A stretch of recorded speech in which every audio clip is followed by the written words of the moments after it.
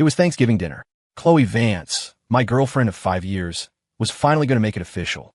The moment I took out the heirloom family ring, it was snatched away by Ryan Davenport, who slipped it onto his own finger. Chloe just laughed, a fond smile playing on her lips. If you like it so much, you can have it. The entire room went silent. All eyes were on me, the supposed fiancé-to-be, expecting the same kind of messy, embarrassing scene I usually made. Instead, I stood up and applauded, my voice echoing in the dining room. To the happy couple, may you two have a wonderful life together. As Chloe turned to look at me, Ryan stood on his toes and planted a soft kiss on her cheek. His voice was sticky sweet. Chloe, I knew you cared about me the most. A flicker of shock, then confusion, crossed Chloe's face as she realized what she'd just casually given away, the ring meant to symbolize her future marriage. She rushed forward, grabbing my hand to explain. I was just kidding with Ryan. It was a weak excuse. But today was a dinner with both our families, and now everyone was scrambling to smooth things over. Ethan, my mother started, her voice strained, you and Chloe are building a life together. Don't let an outsider get in the way and ruin things. An outsider? Was he really? I looked up at Chloe, and then at Ryan standing just behind her. They had grown up together, inseparable, their closeness bordering on intimate.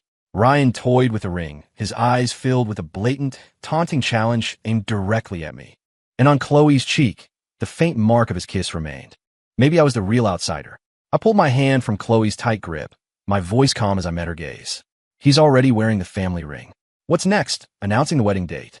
Chloe's brow furrowed in annoyance. Ethan, don't start this here. Ryan was just curious and tried it on.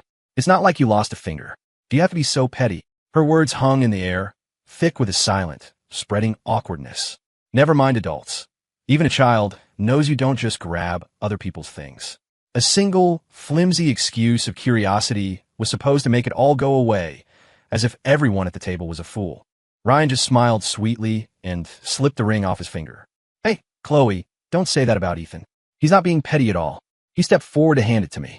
Here, Ethan. This looks better on you anyway. As he held it out, he deliberately loosened his grip.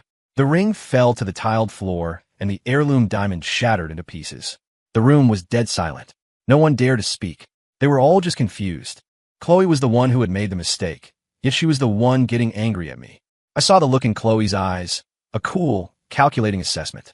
It was as if she was anticipating my next move, waiting for the familiar ugly scene where I would lose my temper and cause a scene. In the past, if Ryan had so much as touched something of mine, I would have raised hell. I would have forced Chloe to play judge, to declare a right and a wrong. She would get fed up, block my number, and give me the silent treatment until my fear of losing her made me crawl back, apologize to her, and then apologize to Ryan. Only then would she grudgingly forgive me. Every single one of our fights ended with me begging her to come back. In this relationship, I had given too much love. I was destined to be the loser. I just never imagined I would lose so completely. I met Chloe when I was 17. Her father was an abusive alcoholic, and her mother was a gambling addict. When they first moved in next door, she was a gloomy, silent girl. It was Thanksgiving Day, and she was sitting all alone under a streetlight at the end of the block. I was walking by with a slice of pumpkin pie, and I saw her staring blankly at the bustling crowds, a flash of envy in her eyes. When she noticed me, she quickly looked down. I thought about what the neighbors said about her family, and my heart ached for her. I held the pie out to her and smiled gently. Want to share this with me? My parents aren't home yet, and it's kind of lonely eating by myself. Her gaze slowly shifted from the pie to my face. We each ate a piece, then looked up at the night sky. The moon was full and bright, and somewhere nearby, fireworks shot up, blooming in a brilliant display that seemed to chase away the shadows in her eyes. After that, I always found excuses to do homework with her, and our relationship grew quickly. I was the one who stayed by her side during her darkest, most isolated years. After high school, we both got into the same university, but then we suddenly lost contact. It wasn't until Thanksgiving of our sophomore year that she cornered me at the campus gate as I was heading home for the holiday. The moment her lips touched mine, my heart stopped, then began to pound furiously. The kiss was brief. She pulled back, looked down, and asked me seriously, Ethan, do you want to be with me? Yes. The word escaped me before I could think. Then, my face flushed with embarrassment. She knew I had a crush on her. Asking like that was just her way of teasing me. And just like that, Chloe became my girlfriend. I could hold her hand and walk through campus, take her all the popular date night restaurants, and send her good morning and good night texts every day. Her responses were always lukewarm, but I figured it was because of her family background. She was closed off. As her boyfriend, I just needed to give her a little more security. It wasn't until I saw for myself how deeply she cared for Ryan, the attention to detail, the constant thoughtfulness, that I finally understood. She wasn't cold by nature. It was just that the person who could ignite her passion wasn't me. Ryan pushed a full glass of whiskey into my hand, a sly grin on his face. "Ethan, time to make a toast to everyone." I snapped back to reality and set the glass down on the table. Seeing this, Chloe's face darkened. "Ethan, are you going to keep this up all night? If you cause any more trouble, you could just get out." I ignored her warning glare and nodded. "Fine." Instantly, her expression turned thunderous, but I paid her no mind. I turned and walked out of the room. Behind me, Ryan's voice rose. "Chloe, it's Thanksgiving. We're all supposed to be together. It's not right for Ethan to leave. Should I go get him?" "Don't bother. He'll just ruin the mood if he comes back. Forget it. Just help me get some wine." Chloe's voice, though strained with impatience, was gentle as she soothed Ryan. He wrapped his arm around hers, his smile open and innocent. The ones who were supposed to be together. That was them, wasn't it? Aside from that one kiss when we first got together, Chloe had never been the one to initiate anything. She always projected an image of being self-disciplined, proper, and fair. But in reality, she never bothered to hide her favoritism toward Ryan.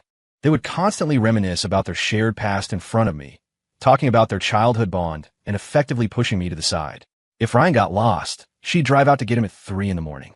If Ryan lost a client's file, she would risk her own professional reputation to protect him. All it took was one phone call from Ryan, and no matter how important her own task was, she would drop everything and rush to his side. And whenever I got angry about it, a simple, dismissive, "I was just joking" from Ryan was enough to end the matter. If I didn't let it go, she would accuse me of being petty and jealous, and then we would fight. I used to wonder, did Chloe really love me? But then she told me that at the Thanksgiving family dinner, she was going to make our relationship official. Until tonight, when she casually gave her family's heirloom ring to Ryan, making me and everyone else witnesses to their connection. How pathetic. My phone vibrated. It was a video from my mom, just a few seconds long. In it, Chloe casually picked up the glass Ryan had just drunk from, refilled it with whiskey, and drank it all down. "Ethan," her text read, "Chloe is being completely inappropriate. She's acting so intimate with another man in public. Does she even remember that you're her future husband?" She probably knew, right? Otherwise, she would have invited Ryan to this dinner, not me and my family. They would be the ones standing side by side, accepting congratulations, setting a wedding date, and building a happy life together. The thought carved a gaping hole in my chest, leaving nothing but an empty void where a cold wind howled. It blew away the pain, and with it, years of unrequited longing. And I suddenly realized I could stop loving Chloe Vance. When I got back to the apartment and finished showering, it was already past midnight. I checked my phone. There were no messages from Chloe. Ryan, however, had just updated his Instagram story. "You promised you'd never hold anyone else's hand again." The picture was of 2 hands, fingers intertwined. On the back of the woman's hand was a small, distinct mole, and I was the anyone else whose hand she would never hold again. Unlike before, I didn't call Chloe to demand an explanation. I just calmly turned off my phone, got into bed, and went to sleep. Just then, the screen lit up automatically. A message from Dr. Reed. "Ethan, this fellowship abroad is a once-in-a-lifetime opportunity. Other students would kill for it. Why are you turning it down? Surely your relationship with your girlfriend can withstand 3 years of long distance." After graduating from college, I didn't get a job. I went straight to grad school. Dr. Reed was my advisor, and she had recommended me for one of the few spots in the overseas program. I had asked Chloe for her opinion. She said she respected my choice, but that same night, she had a nightmare, crying out my name over and over, begging me not to leave her. My resolve softened. I turned down Dr. Reed's offer. I never thought that I would be the one left behind. Suppressing my emotions, I was about to reply when another message came through. "You're my most promising student. If you take this opportunity, you can come back to a teaching position here at the university. Men should establish their careers before settling down, don't you think?" I pursed my lips and typed back, "Dr. Reed, I'll take it. Could you please send me the application form?" She replied instantly, "I'm glad you've come to your senses. Hold on, I'll find a file right now. Here's the application. Just fill it out and send it back to me. The departure date is next month. I'll approve a leave of absence for you until then. That should give you 2 lovebirds plenty of time together." Before, I would have used any break to spend every waking second with Chloe. She'd get annoyed, but all I had to do was look at her with gentle eyes, and she'd give in. Now, this break will be for saying goodbye. I got out of bed, pulled out some cardboard boxes, and started packing. Chloe and I had lived here for 5 years. Everything in this apartment I had carefully chosen and arranged. I had naively thought this was our little home. I let out a bitter laugh. There were plenty of people willing to give her a home. She didn't need me.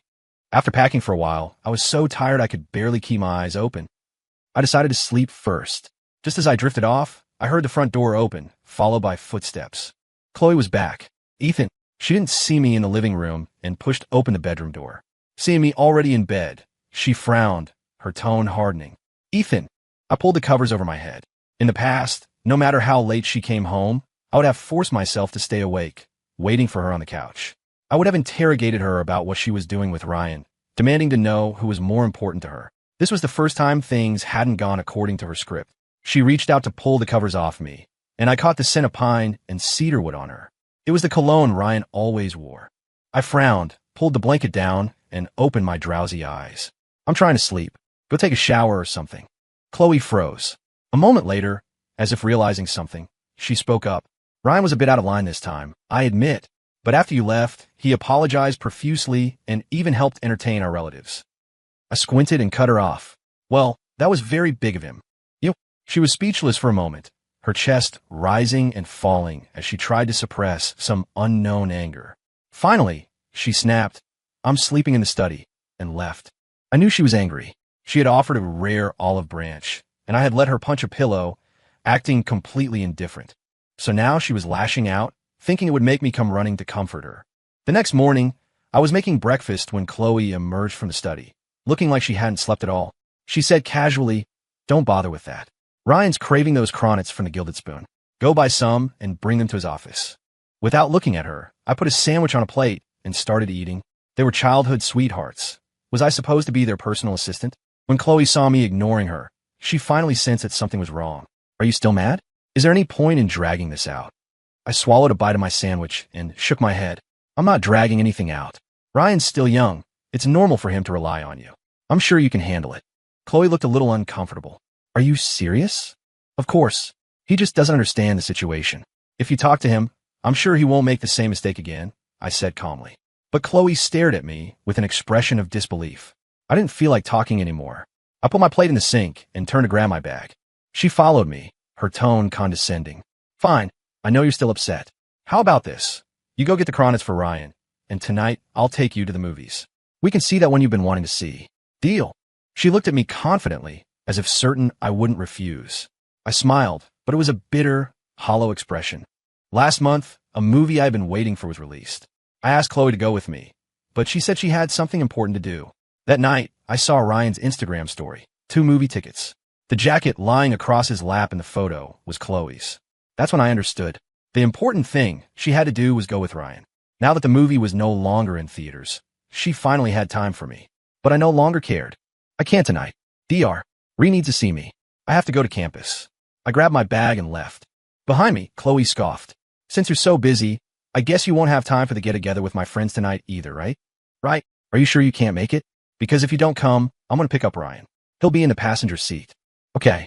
I kept walking toward the door without looking back. But Chloe shouted my name. Ethan. I stopped. Her voice was hoarse when she asked, You're okay with someone else sitting in my passenger seat now? I shook my head. Do whatever you want. In the past, I had fought tooth and nail with Ryan over that seat. She had shut me down with a single sentence. It's my car. I'll let whoever I want sit there and let Ryan slide in like a triumphant victor. What I wanted was never part of her consideration. And if I argued with her, she'd throw back. If this makes you happy, then do whatever you want. And then just watch silently as I lost my mind. Now, I was giving her own words back to her, but she seemed unable to accept it, frozen in place. At the university, I got the signed leave form from Dr. Reed and went to the library to read. Surprisingly, Chloe sent me a text. I have a surprise for you. I frowned. Did she send that to the wrong person? Just then, a delivery guy called my phone. Confused, I walked out of the library and was handed a bouquet of roses. A second text from Chloe came through. Do you like them? It seemed she hadn't just sent the text to the wrong person. The delivery was wrong, too. I was allergic to pollen. Ryan, on the other hand, loved roses. I carried the bouquet to the campus entrance, found a trash can on the curb, and threw the flowers inside. A car horn honked nearby. I turned to look. It was Chloe's car. I used to wish she would come pick me up, but she always complained it was too far out of her way. Why was she here now? I found out soon enough. Ryan came jogging out of the main gate, expertly sliding into the passenger seat. He hugged Chloe's arm and beamed. Chloe, I was just wandering around here, and I had no idea it was so hard to get a ride. Thanks so much for coming all this way to get me. And actually, I'm not feeling so great. Can you take me to the doctor? Please. Chloe didn't say a word, just stared at me with cold eyes. I took a step to the side. Then, she slammed her foot on the gas, and the car sped off with Ryan, leaving me in a cloud of dust. The last time Ryan faked being sick to get her attention, I chased after them and made a huge scene. She gave me the silent treatment for a whole month after that. This time, I didn't even bother asking. I went to the cafeteria, had dinner, and then went home to sleep. The next morning, I woke up to an empty apartment. Chloe hadn't come home. Ryan had also vanished. Since I was leaving the country next month, I booked a vacation package for my parents, wanting them to have a nice trip. After seeing them off on the tour bus, I slowly headed home. The moment I walked in the door, Chloe was there, as if she'd materialized out of thin air. I don't know how long she had been sitting there, but she stood up as soon as she saw me. I didn't come home last night. I found it strange that she was telling me this. I just gave a non-committal nod. Okay. Her hand, hanging by her side, suddenly clenched into a fist. Her voice was urgent. Don't you want to know where I was last night? Or who I was with? I poured myself a glass of water and shook my head. No. She grabbed my arm. Ethan, what's happened to you? I'm becoming more like you. Isn't that a good thing? Her eyes wavered, and her expression softened slightly. She reached for my hand, her tone laced with a hint of grievance. I was busy all night, and I was waiting for your call. Why didn't you call me? Before, when I called, she felt suffocated. Now that I was giving her freedom, she didn't want it. But it didn't matter to me anymore. Chloe started being unusually attentive. If I went out with friends, she would text me to see how I was, even offering to pick me up, something that would have been unthinkable before. Under the teasing gazes of my friends, I agreed to let her pick me up. It was time to set things straight, I thought. While I was waiting for Chloe, Ryan strode toward me. As we passed each other, he lowered his voice. Ethan, you've already lost. I frowned in confusion. Just then, a piece of paper fell from his pocket. I picked it up. It was a photo of a man and a woman walking into an OB/GYN clinic. The man was Ryan. The woman beside him was Chloe. I couldn't describe the feeling in my heart. It wasn't so much sadness as it was a dark, bitter humor. Chloe always thought Ryan was so innocent, so naive, and yet this innocent boy was about to become a father. Footsteps approached. I looked up. Ryan had returned, watching me with a smug look on his face. Oops, looks like you found out.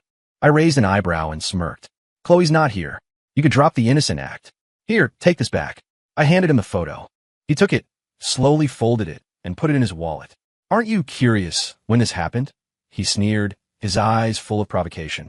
I shook my head, my own smile cold. You and Chloe were out all night, just a few days ago. Even with hormone shots, it wouldn't be that fast. Who said it was last time? He leaned in close, his voice a low whisper, enunciating each word. It was on your birthday. I felt like I'd been struck by lightning, my eyes locked on him. He gave me a brilliant smile. Looks like your memory is still pretty good. Yes, my memory was excellent. 3 months ago, on my birthday, right after I blew out the candles, Chloe got down on one knee and formally proposed to me. She promised we would be together forever, that nothing, not sickness, not poverty, could ever tear us apart. The very next second, her phone rang. She got up and left without even putting the ring on my finger. Afterward, she just said it was an emergency. And besides, a proposal was a formal commitment. It was only respectful to me to have both our families and relatives present to witness it. I should have known. Who else but Ryan could call her away with a single phone call? In the end, Chloe never came to pick me up. I took DR, read out for dinner at a local gastropub. During the meal, Chloe called me repeatedly. After 5 or 6 missed calls, she stopped and started texting instead. I ignored them all. DR, read. I began. My foreign language skills are a little rusty. I was thinking. DR, read paused. You can always work on that. But let me tell you, if you give up this opportunity, getting that teaching position will be much harder. Love is important, but you shouldn't sacrifice your future for it. She added, Ethan, I need you to think this through very carefully before you answer me. Seeing her so genuinely concerned, I couldn't help but feel touched. I had invested so much energy in Chloe that I neglected the people who truly cared about me. I shook my head. You misunderstood. I'm not backing out. I was going to ask if you could recommend a good language immersion course. So you're not changing your mind? A look of delight crossed her face, and I nodded. That's wonderful. I knew you weren't the type to let emotions rule your life. That night, I received a link to the course Dr. Reed recommended, along with a mountain of study materials. I signed up and dove right in. Chloe came home very late, her anger palpable as she confronted me. "Ethan, why didn't you answer my calls?" Without looking up from my book, I gave a distracted reply. "I was busy with something urgent. I didn't see them." "So your things are urgent, but mine aren't?" What was that supposed to mean? Before I could react, she snatched my phone. I tried to get it back, but I saw she had opened my Twitter account and was scrolling impatiently through my feed. "Where's the post?" "What post?" "I have no idea what you're talking about." I grabbed my phone back, frowning at her. "Stop pretending." She pulled out her own phone and showed me the local trending topics. Near the top was a story about Ryan having an affair with a married woman. "Are you going to tell me you didn't post this?" "Ryan told me everything. You hired a private investigator to follow us and took that picture of us at the OBGYN's office. He explained everything to you, and you said you believed us, but then you turned around and leaked it to the press." "It wasn't me." "Then who was it?" I looked up, meeting her gaze directly. "This woman I was supposed to marry." I told her calmly. "Besides me, don't you think the two people involved are also suspects?" "Ethan, don't try to twist things. I'm warning you. I will not tolerate a snake sleeping next to me. If you don't take that post down, we are done." This wasn't the first time she had threatened to break up with me. In the past, no matter how wronged I felt, my fear of losing her would have made me back down. She assumed this time would be no different. But this time I couldn't. She had checked my phone. The post wasn't for me. How was I supposed to delete it? But she would rather believe her own paranoid fantasies than accept the fact that I was innocent. Because in her mind, Ryan was pure and naive, and I was manipulative and calculating. I had already figured out the logistics for the fellowship. I wouldn't be back for 3 years. I shipped most of my belongings home and moved the rest into an extended stay hotel.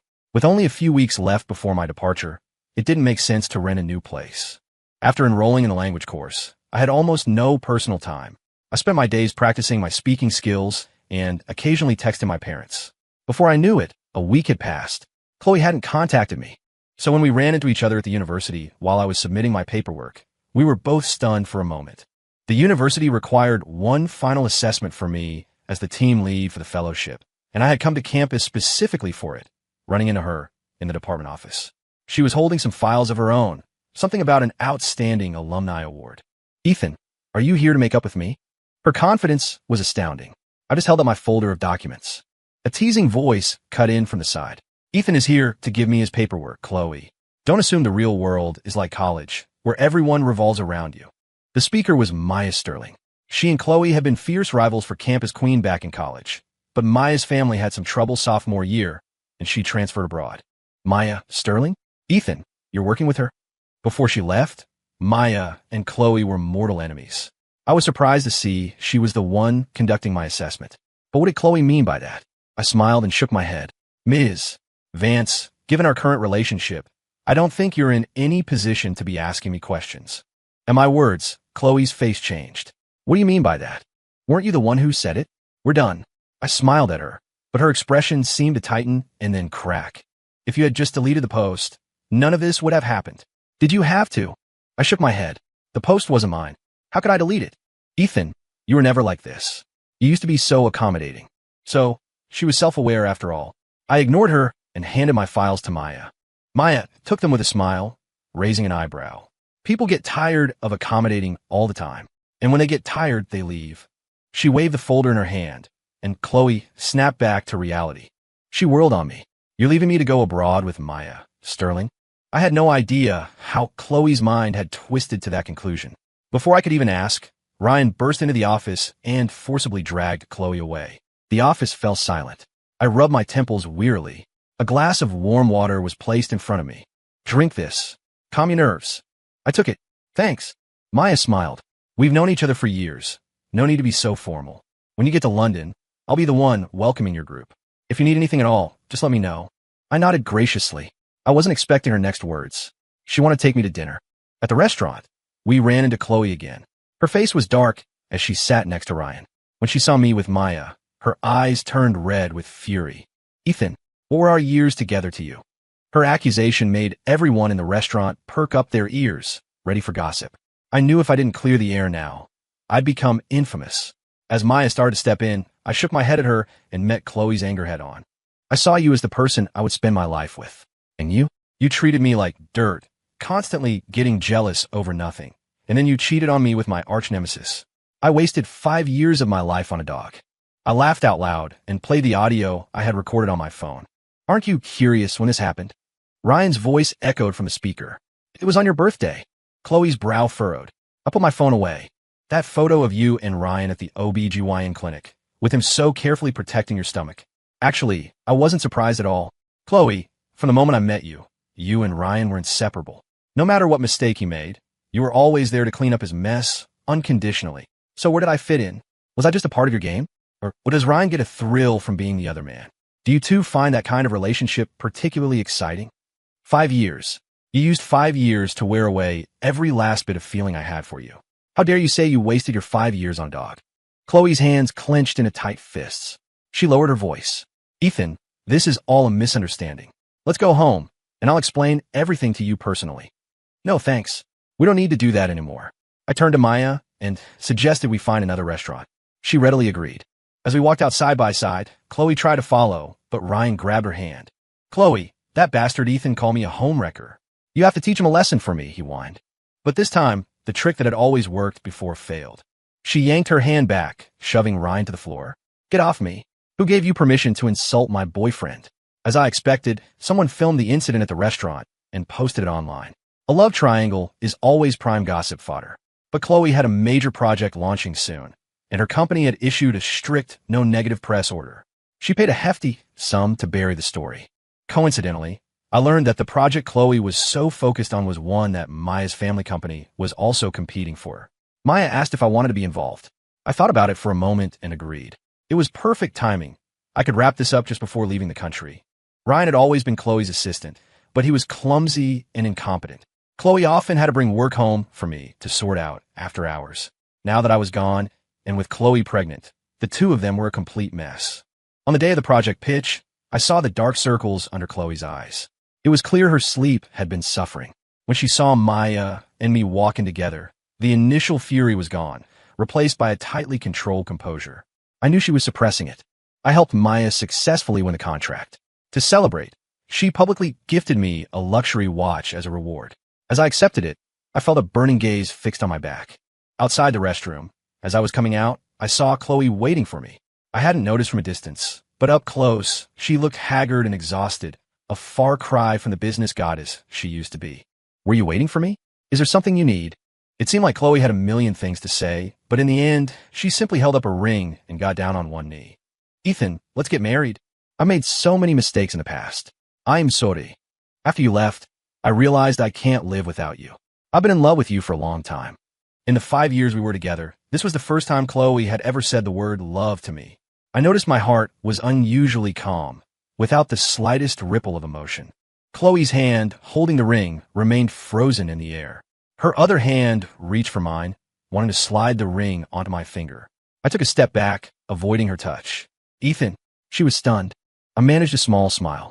You don't still think I'm the same person who will come running back with just a few sweet words, do you? I had heard rumors about Chloe and Ryan's entanglement long ago. After she decided to be with me, I had wondered why. After all, she and Ryan were childhood friends who knew everything about each other. It was strange that I had been inserted into their story. I had always believed it was because I had brought warmth into her life that she fell for me. It wasn't until much later, when I overheard her on the phone with a friend, that I learned the truth. Chloe and Ryan were practically engaged since they were kids. But as a teenager, Ryan went through a rebellious phase and secretly got a girlfriend. When his parents found out, he panicked and lied, claiming Chloe had gotten a boyfriend first, which was why he started dating. To help him cover up his lie, Chloe found me and started a relationship with me. She chose me because she knew me, knew how much I liked her, and was certain I wouldn't refuse. This relationship began because of Ryan. The middle and the end were also filled with his presence. I tried so hard to make Chloe see me, but I could never control her heart. Over these 5 years, I had collected more than enough disappointment. The engagement ring fell to the floor. Just like on Thanksgiving, though it didn't shatter like the heirloom, it was now covered in dust. But my heart no longer ached. Chloe, I will never forgive you and Ryan for what you owe me. Chloe stood up, her hand gripping my arm tightly. Her eyes were bloodshot, her expression crazed. Why won't you forgive me? Do you think I enjoy cleaning up his messes? I did it to atone for what you caused. If you hadn't tried to stop me from leaving on your birthday, Ryan never would have gotten drunk and cornered by his ex-girlfriend. Now she's pregnant and demanding he take responsibility. You only ever think about your own feelings. Have you ever considered the pain and misery Ryan went through? He's still just a kid, and he had to go through something like that. I was floored. It wasn't until Maya rushed over and slapped Chloe across the face that I snapped out of it. I stopped Maya before she could strike again. I looked down at Chloe. You call Ryan a kid, but he's a year older than me. He went through something terrible, and yes, that's tragic. But what does that have to do with me? It was my birthday. You were the one who proposed to me, and then you tried to leave without a word. I tried to stop you for a second, and suddenly what happened to him is my fault? Does that make any sense? One of Chloe's eyes was starting to swell from the slap. She just hung her head in silence. Maya scoffed. After all that, you just try to hide the fact that you want to have your cake and eat it too. Chloe, you're shameless. The day I left the country, I was video calling my parents from the airport lounge. They were supportive of my breakup with Chloe. My dad even joked that I should broaden my horizons and find a foreign girl. They'd be fine with that. Just then, Maya walked by and accidentally appeared on camera. My dad was instantly smitten. That girl looks nice. She looks like she could be my daughter-in-law. I was about to explain when Maya smiled graciously into the camera. I'm honored to pass your interview, sir. When Ethan and I get back, we'll be sure to visit you in person. Her confident and charming demeanor won over my usually picky mother. I was so embarrassed I could have died. Luckily, the boarding announcement saved me. Before I turned off my phone, I received a text from an unknown number. I hope you get everything you wish for. I'll be waiting for you to come back. Life abroad wasn't as difficult as I'd imagined, though it wasn't easy at first. Thankfully, Maya had studied here before, and with her guidance, the other students and I quickly found our footing. Occasionally, I would video chat with friends from home, and they would bring up Chloe. 6 months after I left, Chloe was still single, telling everyone she was waiting for someone to return. As for Ryan, I heard he got into a fight with his ex-girlfriend on the street, and they were both hit by a car. She miscarried, and Ryan's leg was broken. In a surprising turn, Chloe didn't rush to his side as she always had before. My friend said she had truly changed and was getting better. Another year passed. Chloe started her own company, and Ryan went to work for her. Due to his incompetence, he messed up everything he touched and was ostracized by the other employees. He developed depression and attempted suicide several times. Friends urged Chloe to cut ties with him, but every time she considered it, another suicide attempt would follow. Ryan couldn't live without Chloe. During my year and a half abroad, I immersed myself in my research, wrote a comparative thesis on domestic and international trends, and got published on the front page of a leading scientific journal. The university awarded me a certificate of honor. After a celebratory dinner one night, I was soaking in the tub of my apartment when I received an unexpected call. It was Chloe. Ethan, I can't wait for you anymore. I had never taken Chloe's waiting seriously, so when she said she couldn't wait, I felt no sadness at all. She was just a familiar stranger from my past. It's okay. You don't have to feel guilty, I said, playing with the bubbles in the bath.